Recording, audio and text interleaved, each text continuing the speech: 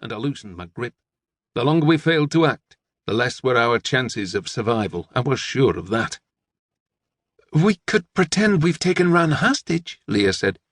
"That won't work. They'll want to see him alive." "What if I stagger out pretending I've been shot?" Jack said. "You could say Ron wants me to go for treatment." "They won't fall for that. We'd be instantly heavily outnumbered and outgunned. Besides, after what Ron said about his house rules—" Ron's retro control panel clicked, and an internal fan started to whir inside it. Its speaker crackled and squelched. I ran over to inspect the panel, brushing my hands over the buttons and switches, but pulled it away at the thought of accidentally triggering a second activation. "You think they've frozen?" Jack said. "It's possible, or they're laying siege." Jack edged toward the internal door and looked around it. "It's now or never. We need to move."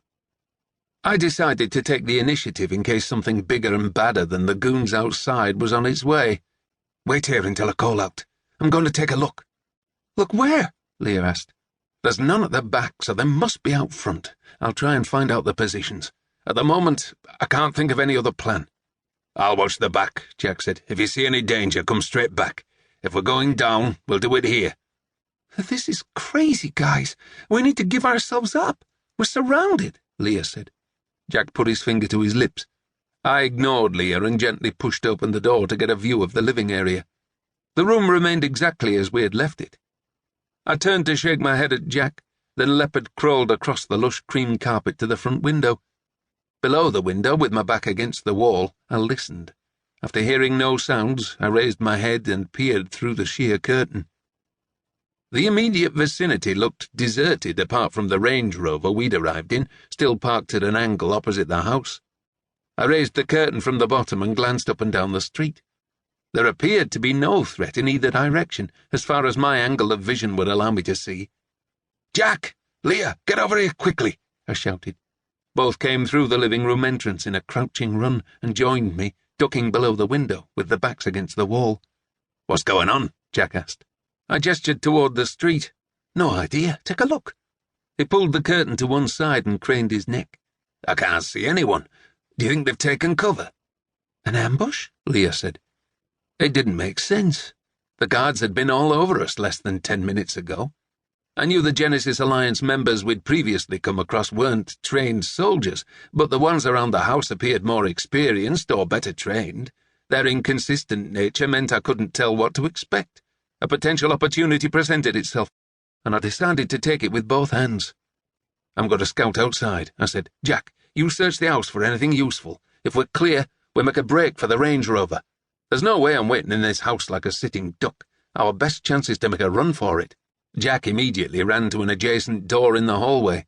"What about me?" Leah asked. "Keep looking through the window. If you see any movement, anything, shout.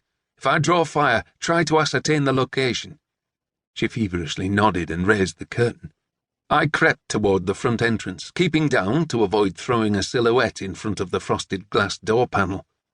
The brass handle turned easily, and I twisted the latch. I took a deep breath, mentally counted to 3, and pulled the door open a few inches. The noise of a reversing engine echoed in the distance. I sprang out and hugged the exterior wall. Toward the west end of Oak Street, I caught a brief glimpse of a black Range Rover turning and disappearing to the right. I scanned the quiet tree-lined street again in both directions, clutching the knife in my hand, trying to work out what was going on.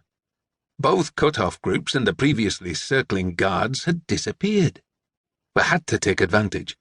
I sprinted to the Range Rover, expecting shots to split the air at any moment. None came. The keys were still in the ignition, and the engine instantly roared into life. I clicked the vehicle into reverse, accelerated hard, and turned the wheel. The Rover shot backward, crashing through Ron's white picket fence. I hit the brake hard, skidding to an abrupt halt inches from the front door. Jack appeared from the entrance and yanked open the passenger door. "All clear at the back." "Where the fuck are they?" he asked. "I caught a glimpse of them leaving. Come on, get in. They might be regrouping."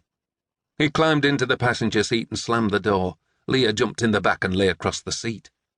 A burst of automatic gunfire rattled in the distance, followed by several single shots in rapid succession.